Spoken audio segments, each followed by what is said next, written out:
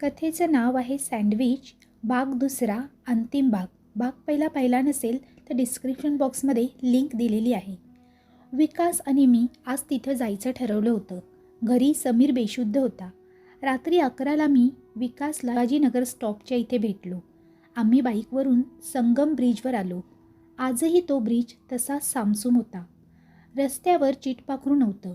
समोर आता ते वडाचं झाड दिसू लागलं होतं. दादा, ते बघ, त्या झाडाच्या तिथंच कुठेतरी ती गाडी उभी होती त्या रात्री. मी विकास दादाला सावध केलं. बरं ऐक, गाडी जरा अलीकडे थांबव. तिथे आपण चालत पुढे जाऊ, म्हणजे आपल्याला नक्की अंदाज घेता येईल, तो म्हणाला. मी तसंच केलं. गाडी झाडापासून थोड्या अंतरावर उभी केली. मी आणि विकास आता हळूहळू अंदाज घेत आम्ही त्या जागेवर पोचलो. पण आज तिथं कोणीच नव्हतं. ना ती सँडविचची गाडी होती. आज तर कोणीच नाही इथं, विकास म्हणाला. थोडा वेळ थांबू, मी म्हणालो. आम्ही जवळपास 1 तास तिथे थांबलो, पण तिथे कोणीच आलं नाही. आता अजून अर्धा तास होऊन गेला. मला फक्त सापडू दे, बघ काय हालत करतो जो कोणी आहे त्याची, विकास शिव्या हसडत म्हणाला. दादा शांत हो, आपल्याला अजून काहीच नीट माहिती नाही आहे. त्यामुळे नक्की काय प्रकार आहे ते माहीत नसल्याशिवाय रागात कोणतेही पाऊल उचलणं धोक्याचं ठरेल, मी त्याला म्हणालो. आम्ही आता गाडीच्या दिशेने चालू लागलो. हे बघ, कमरेत खोचलेला धारदार सुरा हातात घेत विकासदादा मला दाखवू लागला. आज भोसकाईच्या इराद्याने आलो आहे मी, विकास म्हणाला. मी तोंडाला रुमाल बांधला आणि बाईक चालू केली. आम्ही बाईक त्या जागेपासून लांब उभी केली होती, त्यामुळे आम्हाला ती जागा तेथून दिसत नव्हती. बाईकवरून आम्ही त्या जागेकडे पाहिलं आणि विकास जोरात ओरडला. जे थांबव थांबव, तिथे कोणीतरी दिसतंय बघ, विकास म्हणाला. त्या दिशेला पाहिलं. जिथे 10 मिनिटांपूर्वी काही नव्हतं तिथे आता एक हातगाडी दिसत होती. सँडविचची ती गाडी तिथं होती. गाडीच्या मागेच एक म्हातारा पाठमोरा उभा होता. विकास रागारागात बाईकवरून उतरला आणि आक्रमक होऊन त्या हातगाडीच्या दिशेने जाऊ लागला.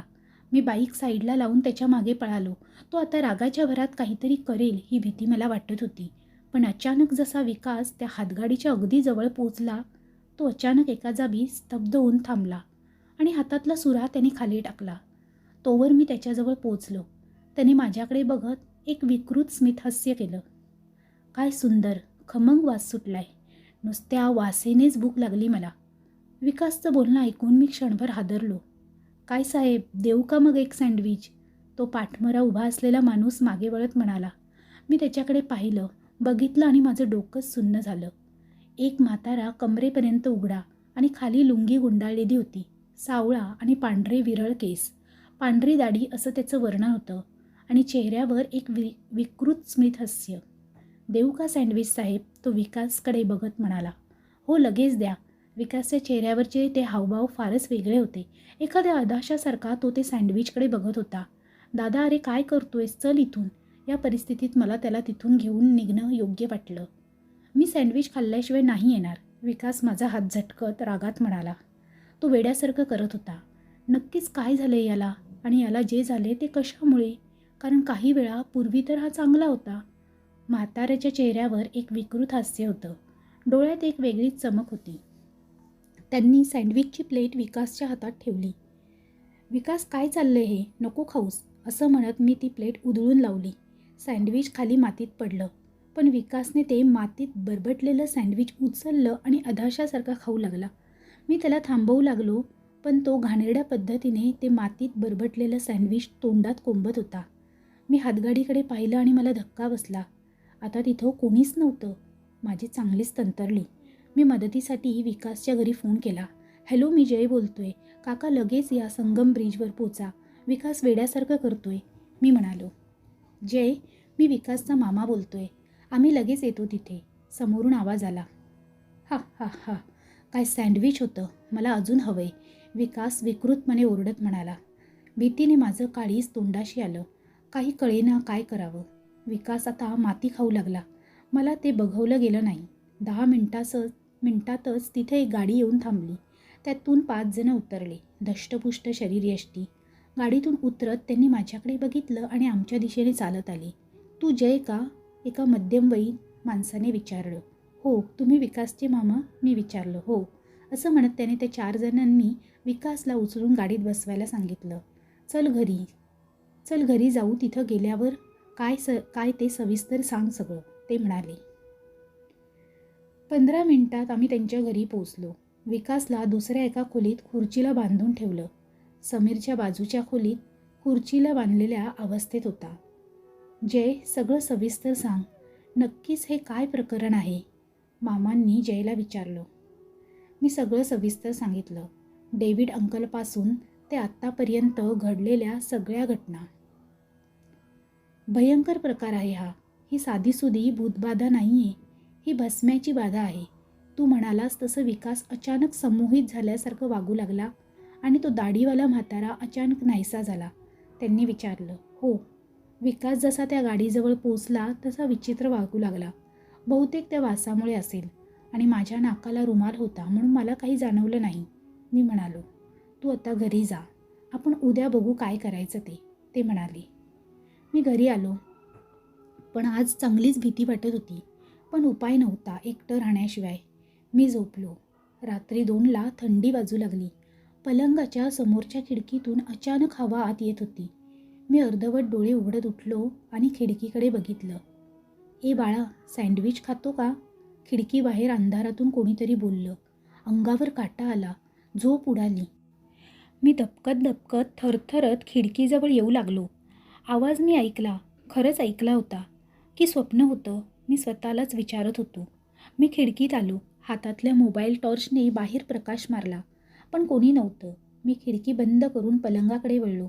धाडकन खिडकी उघडल्याचा आवाज आला आणि मी दचकून मागे पाहिलं आणि माझ्या डोक्याला मुंग्याच आल्या. खिडकीबाहेर अंधारात कोणीतरी उभं होतं. मला चेहरा दिसत नव्हता.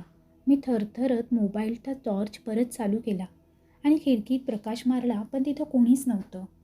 ए बाळा, सँडविच खातो का? माझ्या अगदी कानामागून आवाज आला. मी विजेचा झटका लागावा त्या वेगात मागे वळून पाहिलं आणि हृदयाचा थरकाप उडाला. कारण माझ्या मागे भिंतीजवळ अंधाऱ्या कोपऱ्यात कोणीतरी अंग चोरून बसलं होतं आणि काहीतरी खात होतं. मी टॉर्चचा प्रकाश त्या कोपऱ्यात मारला. एक विभत्स आणि त्याहून भयंकर दृश्य समोर बघून माझे हातपाय गार पडले. कोपऱ्यात डेव्हिड अंकल बसले होते. रक्तात माखलेला चेहरा आणि हातात एक सँडविच जे ते अधाशासारखे खात होते. त्यांनी माझ्याकडे बघितलं आणि एक स्मित हास्य दिलं. तितक्यात पुन्हा खिडकीबाहेरून एक आवाज आला. ए बाळा, सँडविच खातो का? ही ही ही. मी दचकून खिडकीत पाहिलं आणि मेंदूला झिंझिण्या आल्या. कारण खिडकीत आता तो म्हातारा उभा होता. त्याच्या हातात प्लेटमध्ये सँडविच होतं. तो सँडविचवर अळ्या पडलेल्या होत्या. ते बघूनच माझ्या पोटात मळमळलं आणि मी तिथून नजर दुसरीकडे फिरवली.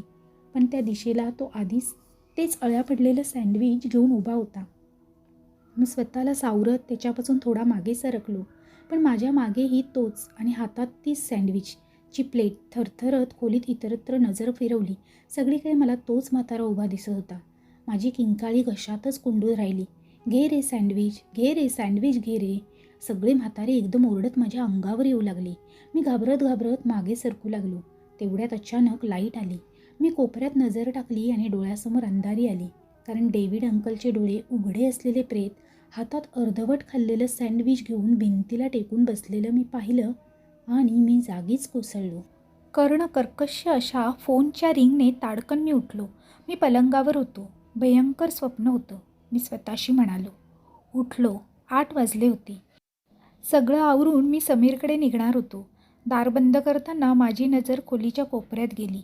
मी जवळ जाऊन पाहिलं आणि भीतीने माझी दातखिळी बसली. कोपऱ्यात एका सँडविचच्या पडलेल्या तुकड्याला बऱ्याच मुंग्या आणि अळ्या चिकटलेल्या होत्या. म्हणजे मी जे पाहिलं ते स्वप्न नव्हतं. मी पटकन झाडूने ते स्वच्छ करून खोलीतून निघालो आणि समीरकडे पोचलो. मामा आणि त्यांचे 4 सहकारी खालीच उभे होते. मामा, काय झालं? इथं का उभे आहात? मी विचारलं. अरे, विकास आणि समीरची अवस्था खूप बिघडत चालली आहे. त्यांना नारायणपूरला आत्ताच पाठवले, मामा म्हणाले. तिकडं का? मी विचारलं. तिकडे एक सिद्ध पुरुष आहेत, दुर्गाप्रसाद महाराज त्यांचं नाव. आम्ही सगळे त्यांच्याच आश्रमाचे सेवेकरी. थोड्याफार गोष्टी आम्ही पण जाणतो, पण काही दुष्ट शक्तींचा बंदोबस्त हा गुरूंनाच करावा लागतो. तिथं आपलं काही चालत नाही. बरं, आपल्याला त्या जागी जावं लागेल जिथं हे सगळं घडलं. आपल्याला माहिती मिळवावी लागेल. तू पण चल, तुझी खूप मदत होईल, मामा म्हणाले. आम्ही त्यांच्या गाडीत बसलो. प्रवासात मी रात्री माझ्या बाबतीत घडलेल्या गोष्टी मामांना सांगितल्या. बापरे, म्हणजे हा प्रकार फक्त महाराजच थांबवतील. संगम ब्रिजच्या त्या मनहूस जागी आलो. त्या झाडाजवळ आलो. आजूबाजूला पाहिलं. तिथं काहीच नव्हतं. मग थोडी झाडेझुडपं होती आणि त्या झाडी थोडं मोकळं रान आणि त्याच्या मागे नदी होती. त्या मोकळ्या रानात मधोमध एक पत्र्याचं घर दिसत होतं. मामा, ते बघा तिथं ती झोपडी. तिथं जाऊन बघूयात, कोणी तिथं राहत असेल, काहीतरी कळू शकेल, त्यांचा एक सहकारी म्हणाला. आम्ही हळूहळू चालत त्या झोपडीच्या जवळ आलो. तेवढ्यात टपरीच्या आतून कुणाच्या तरी खोकण्याचा आवाज आला. मी बाहेरून आवाज दिला, कोणी आहे का? थांबा, आले, एका वयस्कर स्त्रीचा आवाज आला. झोपडीच्या दारावरचा पडदा सरकवत एक जख्खड म्हातारी बाहेर आली. अंगावर एक मळलेला स्वेटर, केसांच्या झालेल्या जटा, सुरकुतलेला चेहरा, खोल डोले, पडलेले दात, अंगावर एक फाटकी नऊवारी साडी, उंची पण जेमतेम. कोण पाहिजे बाबा तुम्हाला? तिने डोळ्यांच्या खाचा मोठ्या करत माझ्याकडे बघत विचारलं. आजी, दररोज रात्री त्या वडाच्या झाडाखाली एक सँडविचची गाडी लागते, त्याबद्दल विचारायचं होतं, मी म्हणालो. काय विचारायचं आहे? ती म्हणाली. मी सगळा प्रकार सांगितला. अरे बाळा, काय सांगू तुला, तो माझा धनी होता, अण्णा कदम. इथं राहायचो आम्ही. सांच्याला तो हातगाडी लावायचा तिथं. मला अजून बी आठवते. गेल्या महिन्यातली सर्वपित्रीची सायंकाळ होती. मी म्हटलं बी होतं नको जाऊ आज कुठं बी, दिवस लई बेकार हाय, पण तरी बी ऐकलं नाही म्हातारं. सँडविच करून ऐकतो आज, असं म्हणत तो सांच्याला गेला. हातगाडी लावली. 11ला माघारी आला आणि नुसता जे दिसल ते खात सुटला. झोपडीतला लाकूड फाटा बी चावत सुटला. मी घाबरली. समोरच्या बस्तीच्या तांत्रिक बाबाला आणला. तेव्हा कळलं की म्हाताऱ्यानं कुठला तरी अघोरी उतारा अजांतपणे ओलांडला होता. त्यामुळे भस्म्या झाल्यागत करीत होता तो. तांत्रिक बी काय करू नाही शकला. तो म्हटला उद्या काहीतरी पूजा घालून पिढा उतरवावी लागेल. पण रात्री म्हातारं स्वतःचीच बोटं तोडून खाया लागला. मी घाबरली. माझ्यावर बी हमला केला. त्या रात्रीनंतर दुसऱ्या दिवशी नदीच्या कडेला मेलेला सापडलं माझं धनी, ती म्हणाली. आजी, धन्यवाद, तुम्ही खूप महत्त्वाची माहिती दिली, मामा म्हणाला. आजी, जरा पाणी मिळेल का? मामांचा एक सहकारी म्हणाला. हो बाळा, या बाळांनो, आलाच आहात तर काहीतरी घ्या, म्हातारी म्हणाली. तुम्ही झोपडीत बसा, मी आलेच. चला, म्हातारी एवढं म्हणतीये तर आज जाऊ. म्हातारी झोपडीच्या मागं असलेल्या नळावर गेली. आम्ही चौघे जसे खोलीत शिरलो. 2 कॉट होत्या झोपडीत. समोरच्या कॉटवर कोणीतरी पांघरून घेऊन पत्र्याकडे तोंड करून झोपलं होतं. खोलीत शिरल्या शिरल्या कसल्या तरी विचित्र वास जाणवू लागला. मी लगेच नाकाला रुमाल लावला. मी त्या झोपलेल्या व्यक्तीच्या पांघरुणातून बाहेर आलेल्या हाताकडे पाहिलं. मी हळूच त्या व्यक्तीच्या जवळ आलो आणि पांघरुण बाजूला केलं आणि हृदयाला हादरा बसला. कारण ते एक अर्धवट सडलेलं प्रेत होतं आणि त्या अंगावर जागोजागी लचके तोडल्याच्या जखमा होत्या. आणि चेहरा बघून समजलं त्यानंतर मेंदू सुन्न झाला. कारण ते त्याच म्हातारीचं होतं जी इतका वेळ आमच्याशी बोलत होती. आम्ही चौघेजण पटकन त्या झोपडीतून बाहेर आलो. झोपडीच्या आसपास दूर दूरपर्यंत कोणी नव्हतं. जय, खूपच भयानक प्रकार आहे रे. म्हणजे त्या म्हातारीने हिचे पण लचके तोडले होते. चल, पण काहीतरी माहिती तरी मिळाली, मामा म्हणाले. तेवढ्यात नदीकडे म्हशी चरायला घेऊन जाणारा एक माणूस दिसला. आम्ही यावेळी सावध होतो. अजून काही माहिती मिळते का त्यासाठी मामाच्या एका सहकार्याने त्याच्याकडे धावत जाऊन त्याला थांबवलं. आम्ही त्याच्याजवळ गेलो आणि अण्णा कदम आणि त्याच्या बायकोबद्दल विचारू लागलो. अहो साहेब, खूप बेकार जागा आहे ती. त्याला भस्म्या झाला होता, कुठला तरी उतारा ओलांडला होता त्याने. त्यानंतर त्याचं प्रेत नदीकाठी सापडलं गेल्या महिन्यात. आणि त्याची बायकोबद्दल तर अजून कुणाला खबर नाही. रात्री त्याची हातगाडी आणि तो तिथं दिसतो हे कळल्यापासून लोक इथं दिवसा पण यायची बंद झालीत. आणि आसपास ज्या वस्तीतील लोक तर रात्री त्या ब्रिजवरून जायचं टाळतात, तो आम्हाला सांगत होता. अहो भाऊ, ती म्हातारी घरातच मरून पडली आहे, मी म्हणालो. तुम्ही पोलिसांना कळवा, ते बघून घेतील, मामा म्हणाले. आम्ही तेथून निघालो. आता काय करायचं मामा, मी विचारलं. आता नारायणपूरला जायचं, गुरुजीच सोडवतील यातून, मामा म्हणाले. आम्ही चालत परत त्या हातगाडी असलेल्या झाडाजवळ आलो. तिथली मुठभर माती मामाच्या सहकार्याने एका कापडात बांधून घेतली. आम्ही गाडीत बसलो आणि सरळ नारायणपूरला निघालो. तिथून थोडं पुढे आलोच होतो आणि माझी नजर मागे गेली. माझ्या अंगावर सरकन काटा आला, कारण तो म्हातारा मला त्या झाडाजवळ उभा असलेला दिसत होता. मामा, मागे बघा, मी ओरडलो. त्यांनी मागे पाहिलं, पण त्यांना तो दिसत नव्हता. असे भास होतात तुला, पण बाधा काही प्रमाणात झाली आहे, ते म्हणाले. 2 तासातच आम्ही त्यांच्या मठात पोचलो. गर्द झाडी आणि डोंगराच्या कुशीत खूप मोठा असा तो मठ होता. एका बाजूला निसर्गोपचार केंद्र होतं, जिथं आयुर्वेदिक औषधं आणि योगाच्या साहाय्याने रुग्ण बरे केले जायचे. तर डावीकडे मंदिर आणि पिशाच्य बाता झालेल्या लोकांचा उपचार केला जायचा. आम्ही डाव्या बाजूला असलेल्या सदनात पोचलो. सदनातून पुढे एक मोकळी जागा होती. मध्यभागी एक यज्ञकुंड होतं. त्या मोकळ्या जागेच्या बाजूला महाराजांची खोली होती. आम्ही त्यांच्या खोलीत गेलो. ते काही एक ग्रंथ चाळत होते. ये मनोहर. अरे, त्या दोघांची अवस्था गंभीर आहे. एका भयंकर पिशाच्याची बाधा आहे त्यांना. असं म्हणता म्हणता महाराज एकदम बोलायचे थांबले. तुम्ही पण त्याच जागेतून आले आहात. लगेच हौदावर जाऊन आंघोळ करून या. अंगावरचे सगळे कपडे शिष्याकडे द्या. तो तुम्हाला पवित्र वस्त्र देईल. क्षणाचाही विलंब आता जीवावर बेतू शकतो. आपण पिशाच्य नाशिनी यज्ञ करतोय. लगेच आम्ही हौदावर आलो. आंघोळ करून कपडे बदलून आम्ही परत आलो. तेव्हा त्या मोकळ्या जागेत महाराज यज्ञकुंडाजवळ बसले होते. एक मोठं वर्तुळ आखलं होतं. त्यात विकास आणि समीर बेशुद्ध अवस्थेत आडवे होते. मी आणि त्या जागेतून आलेला प्रत्येक जण त्या वर्तुळात बसला. मला आता सांगा, तुम्हाला काय काय माहिती मिळाली तिथं? महाराजांनी विचारलं. मी आणि मामांनी एक एक करून सगळं सांगितलं. महाराज डोळे बंद करून बसले आणि थोड्या वेळाने डोळे उघडून महाराज मंत्रोच्चार करू लागले. अग्नी प्रकट झाला. आता ऐका. हा विधी जो आपण करतोय तो खूप कठीण आहे. आपण एका अशा पिशाच्याचा बंदोबस्त करतोय ज्याच्या मानवी शरीराचा अंत पण एका दुसऱ्या पिशाच्यामुळे झाला होता. अशावेळी विधी करताना काही विचित्र भयंकर घटना दिसतील, पण त्याकडे दुर्लक्ष करून देवाचं नाव घेत राहा. हा सगळा भास असेल. जे पण विभत्स दृश्य तुम्हाला दिसेल, एकमेकांचे हात घट्ट धरून बसा आणि काहीही झालं तरी हात सोडू नका आणि वर्तुळाबाहेर जायचा तर विचार पण करू नका. महाराज असं म्हणून मंत्र म्हणू लागले. यज्ञकुंडात विविध गोष्टींच्या आहुत्या देत ते मंत्र म्हणत होते.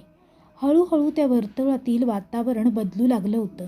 वर्तुळाच्या आतमध्ये एकदम खूप धूर झाला होता. इतका गडद धूर की शेजारची व्यक्ती पण दिसत नव्हती. ए बाळा, सँडविच घेणार आहे? तोच भयंकर आवाज माझ्या कानी पडला. अचानक धूर थोडा विरळ झाला आणि मी शेजारी पाहिलं. माझ्या पायाखालची जमीन सरकली होती, कारण मी त्या वर्तुळात एकमेकांचे हात धरून बसलेल्या प्रत्येक व्यक्तीमध्ये मला तो म्हाताराच दिसत होता. तेच उघडं शरीर आणि लुंगी. विभस्तपणे हसत होता. तितक्यात माझ्या मागून एक आवाज आला. जुली, माझं सँडविच कुठे आहे? मी पटकन मागे पाहिलं. वर्तुळाच्या बाहेर डेव्हिड अंकल रक्तात माखलेल्या अवस्थेत अर्धवट खाल्लेल्या सँडविचच्या ढिगाच्या मध्यभागी बसलेले होते. त्यांचा जबडा फाटलेला होता आणि त्यातून रक्त येत होतं. हातात एक अळ्या चिकटलेलं सँडविच होतं. किळसवानं ते दृश्य पाहून मी तिथून नजर बाजूला केली आणि आता तर माझ्या अंगातून भीतीची एक थंड लहर धावली, कारण ती म्हातारी वर्तुळाच्या बाहेर उभी होती. हळू आवाजात ती तेच वाक्य बडबडत होती जे तिने आम्हाला सांगितलं होतं. मी तिथून नजर हटवली आणि वर्तुळाच्या आत बघितलं. सगळीकडे सँडविचचा सडा पडला होता. एकापेक्षा एक विभत्स घटना बघून डोक्याला झिंजिन्या आल्या होत्या. मी डोळे बंद केले तर कानावर तोच असंख्य आवाज पडू लागले. ए बाळा, घे की सँडविच. ए बाळा, घे की सँडविच. मी डोळे उघडले आणि यावेळी तर माझा विचार करण्याच्या शक्तीवर संशय येऊ लागला, कारण आता त्या वर्तुळाच्या बाहेर मी स्वतःला अर्धवट खाल्लेल्या सँडविचच्या ढिगात एक आळा पडलेलं सँडविच खाताना बघत होतो. त्यात काचेचे तुकडे आणि खिळे पण दिसत होते, जे मी खात होतो, आणि त्यातूनच माझ्या जबड्यावरून जखमा होऊन त्यातून रक्त वाहू लागत होतं. मी किंचाळलो आणि डोळे बंद केले. महाराजांचे शब्द आठवले. हा सगळा भास आहे हे समजलं आणि मी देवाचं नाव घेऊ लागलो. अचानक खूप साऱ्या किंकाळ्या येऊ लागल्या. कानाचे दडे बसत होते, पण देवाचं नाव घेत राहिलो. हळूहळू त्या किंकाळ्या बंद झाल्या. मी डोळे उघडले. सगळं अगदी शांत झालं होतं. गुरुजी उठले. आता विधी समाप्त झाला आहे. त्या पिशाच्याची बाधा आता उतरली आहे. थोड्या वेळाने समीर आणि विकाससुद्धा शुद्धीवर आले. आता ते दोघेही नॉर्मल होते. आम्ही गुरुजींचा आशीर्वाद घेऊन तिथून निघालो. सगळं काही शांत झालं होतं. आज त्या घटनेला 1 वर्ष होत आलं होतं. या 1 वर्षात त्या रस्त्याला कधी गेलो नाही. जुली आंटी आता टोनीकडे राहू लागल्या होत्या, पण त्या पण नॉर्मल झाल्या होत्या. समीर, विकास पण नॉर्मल होते. पण आम्ही सगळ्यांनी सँडविचचा कायमचा त्याग केला. आज संध्याकाळपासून जरा नेगेटिव्हिटी जाणवत होती. खूप लो फील होत होतं. मी रूमवर आलो होतो. थोडंफार खाऊन मी झोपलो. रात्री 2ला अचानक कोणीतरी डोक्याशी बसलं आहे असा भास झाला आणि दचकून उठलो. जे दृश्य पाहिलं ते शब्दात सांगता येणार नव्हतं. इतकं भयंकर होतं की माझी किंकाळी घशातच कोंडून राहिली. कारण तो म्हातारा माझ्या डोक्याशी बसला होता. हातात एक सँडविचची प्लेट होती, पण माझ्या खोलीत अर्धवट खाल्लेल्या अनेक सँडविचचा सडा पडला होता. ए बाळा, घे की रे सँडविच. ही ही ही ही.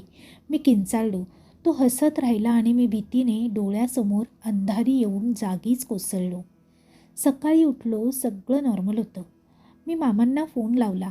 मामा, अहो काल रात्री तो परत आला होता. हे कसं काय परत सुरू झालं? मी विचारलं. हो जय, तुलाच नाही, काल समीर, विकास सगळ्यांनाच त्रास झालाय. मी विचारलं गुरुजींना. ते म्हणाले, काल सर्व पित्री होती. पिशाच्य नाशिनी यज्ञाच्या पण काही मर्यादा असतात. ते जालिम पिशाच्य होतं. त्याचा पूर्ण नाश शक्य नाही. तो तुम्हाला दर सर्व पित्रीला असाच त्रास देणार. त्यावर काही उपाय नाही. पण वर्षाचे इतर दिवस तुम्हाला त्रास होणार नाही. हे बोलून त्यांनी फोन ठेवला. आज त्या घटनेला इतकी वर्ष झाली, पण दर सर्व पित्रीच्या रात्री मला तो त्रास देतोच. समाप्त. तर कशी वाटली तुम्हाला ही कथा हे कमेंट बॉक्समध्ये कमेंट करून नक्की कळवा. जर कथा आवडली असेल तर तुमच्या मित्रपरिवारासोबत शेअर करायला विसरू नका. तसेच चॅनल आवडला असेल तर चॅनेलला सबस्क्राईब नक्की करा. पुन्हा भेटूया अशीच एक नवीन कथा घेऊन. तोपर्यंत सर्वांना धन्यवाद. Bye bye.